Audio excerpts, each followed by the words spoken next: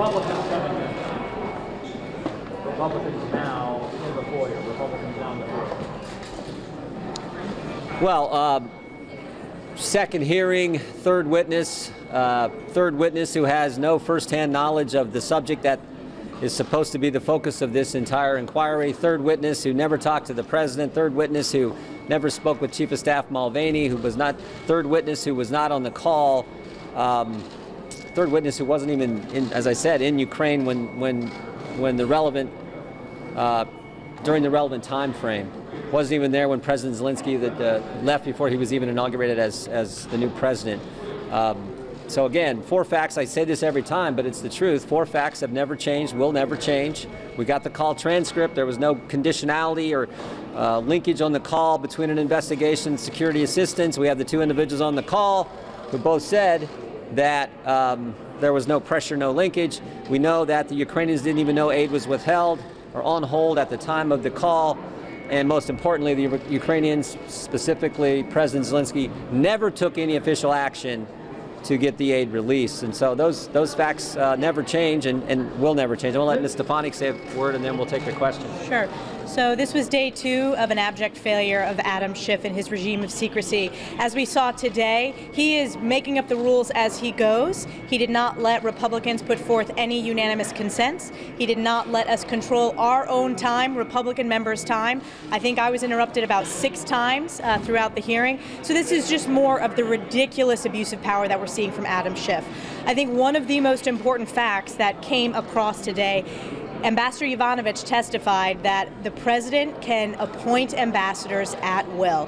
That is important. The president has a right to pick who his or her ambassadors are. And then in my line of questioning, I just wanted to highlight the Obama State Department was so concerned about conflicts of interest with Hunter Biden sitting on Burisma's board that the Obama State Department, that was the first instance where Ambassador Yovanovitch had ever heard the word Burisma. That's an important fact to note for all of the viewers here today. So we're going to continue asking about Hunter Biden's role on Burisma on behalf of the millions of Americans who want to know the answer to that question.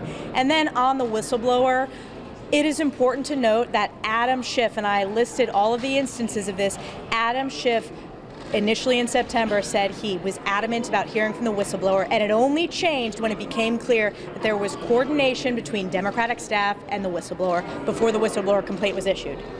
Let me just do 2 other real quick things. First, I thought we were in the public stage of this so-called impeachment inquiry, but yet here in just a few minutes, we're going back to the bunker in the basement of the Capitol for another deposition that the American people won't get to see.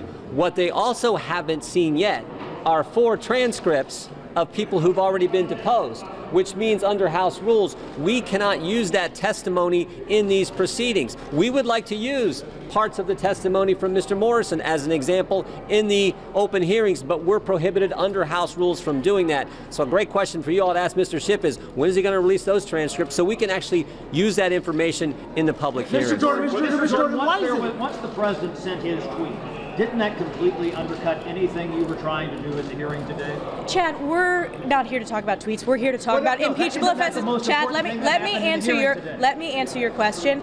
These hearings are not about tweets. They are about impeachment of the President of the United States. This is a constitutional matter. You can disagree or dislike the tweet, but we are here to talk about impeachment, and nothing in that room today and nothing in that room earlier this week, nothing rises to the level of impeachable offenses. This is wishful political thinking by the Democrats. This is not the first or last tweet that they're going to complain about, but we are talking about impeachment, and there is not a single fact that is impeachable in terms of this president. Was that tweet intimidating? Would you consider it intimidating? No, the witness was able to answer questions. As you saw, the only people that were limited from asking questions were Republican members because we were muzzled by Adam Schiff. So, Congresswoman, you agree with the tweet? Earlier today you said you didn't agree with it. I said I disagree with the tone of the tweet.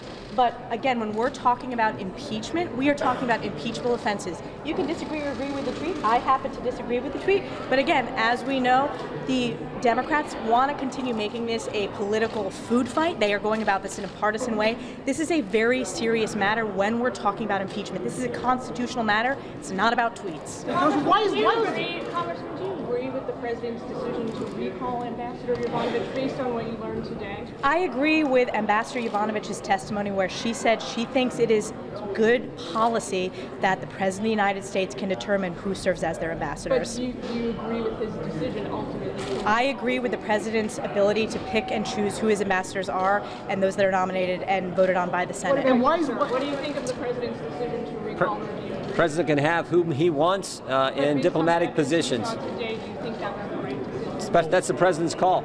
Yeah, but what we do have is we have what President Zelensky, we have a new administration in Ukraine that didn't have the same confidence in this ambassador. And so isn't it appropriate with all the foreign service diplomats we have to put someone in with a new regime in the Ukraine that can actually work on the president's behalf or on behalf of the American people? Why is it appropriate for the president to tap his personal attorney, Rudy Giuliani, to mount what she testified to was a smear campaign against her? Why is that okay? The president can have, as I said, the president can have whom he desires doing diplomatic work for the country. There's been all this talk about the irregular channel. I think it's important to focus on the quote irregular channel where Senate confirmed Ambassador Sondland, Senate confirmed Ambassador Volker, and Senate confirmed Secretary Perry. So you all want to make some of the witnesses want to make a big deal about that, and you had the president's lawyer also part of that group. I think presidents are allowed to have whom they want doing the work of the country. Do you think it was a smear campaign? She said it was a smear campaign. Under oath, she testified it was a smear campaign of false attacks against her. Do you believe her?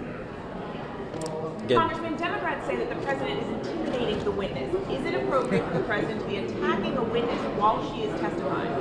I think. Well, I don't know that excuse me. I don't know that it was an attack on the witness. It was really a characterization of her resume. And when you look at this, you guys want him to go in with no attorneys, no witnesses, no Twitter, no anything. You know, at some point you got to say, when is it going to be a fair process? And today was not a fair process in there. It's not going to be a fair process in the bunker that we're about to have to go to. And it was not a fair process when they muzzled the gentlewoman from New York over and over again. It's not fair. But it's fair to attack. It's fair to attack on policy on Mogadishu. Do you think it's a fair process for the Listen, witness? the second sentence of that tweet.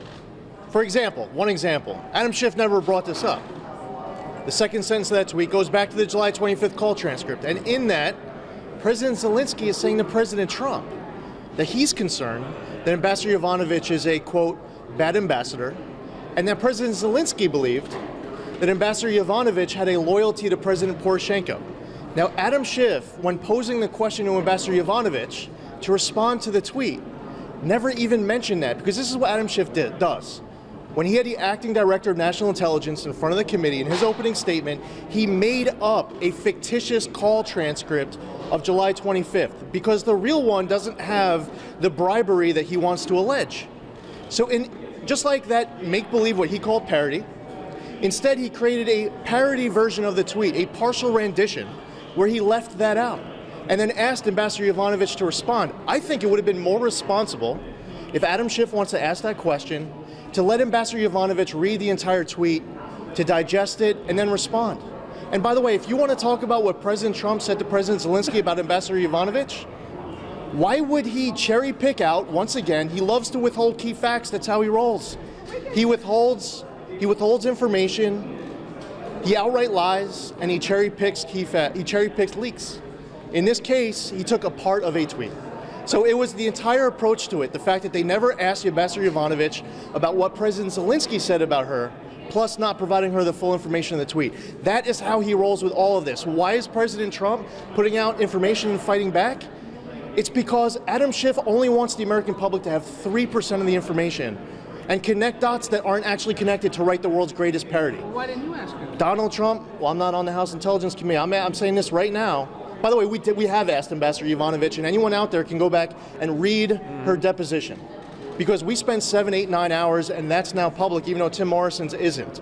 But President Trump is right to want to defend himself and ensure that the other 97% of the story gets out there, because Adam Schiff is only going to tell the American public 3%. But Sir, do you still think that the identity of the whistleblower should be known publicly? Is the impeachment about withholding aid? Sir, do you still Is the impeachment about withholding aid? Because that's really what I thought it was all about. And I find it pretty interesting. We heard from somebody who's in the intra-agencies today who recommended that we give Ukraine lethal aid. We heard her say that. She said it even in the previous administration. This is what they wanted, okay? And Congress approved it, okay? This is about providing the aid or not, right? The previous administration, against the interagency, against Congress, denied Ukraine lethal aid. This president provided, and for this he's getting impeached. What about the previous president who denied the interagency and denied Congress? Thank you. Is there any way you guys can characterize this as a good day today for Republicans? You said this was an abject failure. I mean, This was an abject failure for Adam Schiff. Let me be But clear. it was An not abject a good failure day for for Adam Republicans. Schiff. Maurice, was this tweet helpful then to making? I said I disagree. We're talking about impeachment, not about